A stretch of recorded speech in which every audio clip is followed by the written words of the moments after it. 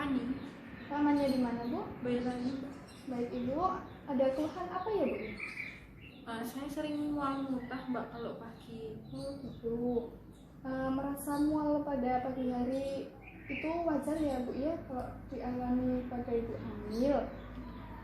Saya akan memberikan informasi mengenai cara mengatasi mual itu sendiri ya, Bu ya. Yang pertama, Ibu harus mencukupi kebutuhan cairan Ibu seperti meminum air putih 10-12 gelas per hari ya, Bu ya. Kemudian makan sedikit tapi sering ya, Bu ya. Jadi nanti sedikit-sedikit nyemil atau gimana gitu ya, Bu ya.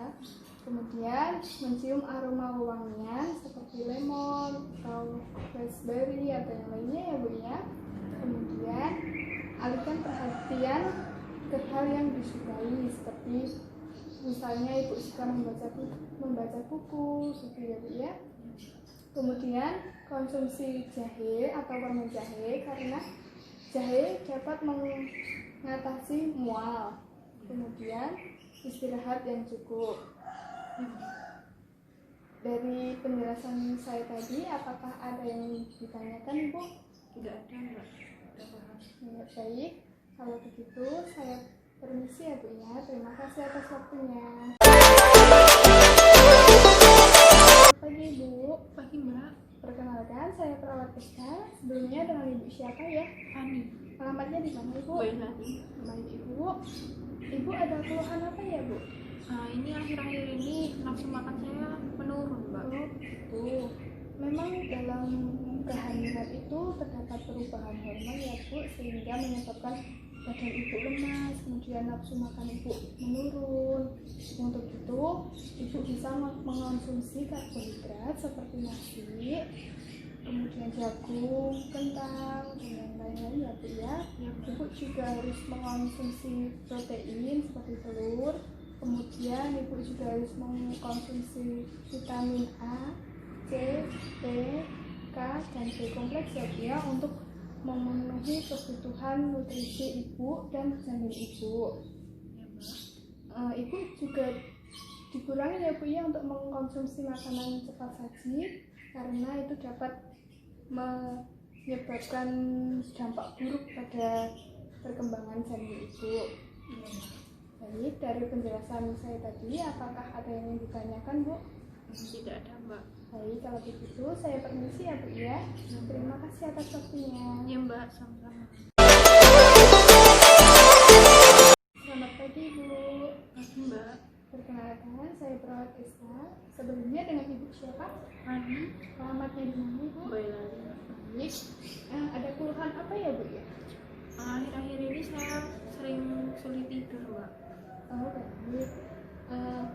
Memang pada saat trimester ketiga ya, Bu ya, memang banyak sekali ibu hamil yang mengalami sulit tidur karena kan perutnya semakin membesar sehingga bisa membuat kita menjadi kayak seperti sesak nafas ya, Bu ya. Iya. Saya akan memberitahu Ibu mengenai tips supaya Ibu bisa tidur ya, Bu ya. Yang pertama, Ibu bisa tidur dengan posisi menyamping ke kiri karena dapat memperlancar sirkulasi darah pada tubuh Ibu. Kemudian hindari tidur terlentang ya, Bu ya, karena dapat menghambat peredaran darah pada tubuh Ibu. Kemudian Ibu dapat tidur menggunakan bantal atau dengan posisi setengah duduk ya, Bu ya, agar asam lambung Ibu tidak naik. Itu tips agar Ibu bisa tidur pada saat nanti trimester ketiga ya, Bu ya. Pagi, Bu. Pagi, Mbak. Perkenalkan, saya perawat Eka. Sebelumnya dengan Ibu siapa? Ani. Baik, perawatnya di mana, Bu? Boyolali. Ya, pada siang hari ini saya akan memberikan informasi mengenai personal hygiene atau kebersihan diri ya, Bu ya. Personal hygiene itu sendiri yaitu menjaga kebersihan diri pada ibu hamil. Tujuannya agar ibu hamil merasa lebih nyaman, lebih segar, dan terhindar dari penyakit ya, Bu ya. Dari personal hygiene sendiri ada beberapa dampak. Yang pertama yaitu dampak fisik, yaitu ibu hamil akan sering merasa tidak nyaman karena personal hygiene-nya kurang baik ya Bu ya. Kemudian yang kedua ada dampak psikososial, yaitu perubahan sosial atau pengaruh sosial dari lingkungan ibu tersebut.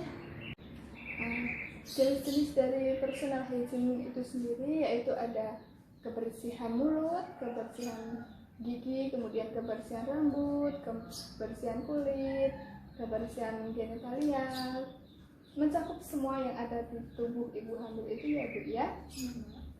Bagaimana Bu dari penjelasan saya tadi, apakah ada yang ingin ditanyakan?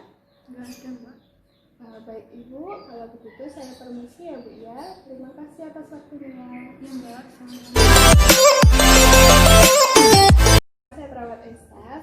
Sebelumnya dengan Ibu siapa? Kan Alamatnya di mana Bu?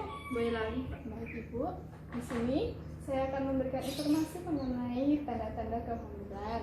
Apakah Ibu sudah mengetahui sebelumnya? Belum, Mbak. Baik Ibu, dari tanda-tanda kehamilan yang pertama yaitu ada perubahan payudara, biasanya akan lebih membesar dari sebelumnya. Yang kedua ada sering buang air kecil, kemudian Ibu akan merasa mudah lelah, kemudian mual muntah di pagi hari ya Bu ya. Terus Ibu akan lebih sensitif terhadap bau-bauan ya Bu ya. Kemudian ada sembelit, ada perubahan suasana hati atau mood ya Bu ya. Biasanya kan kalau orang pertama-tama hamil itu akan lebih sering marah ya Bu.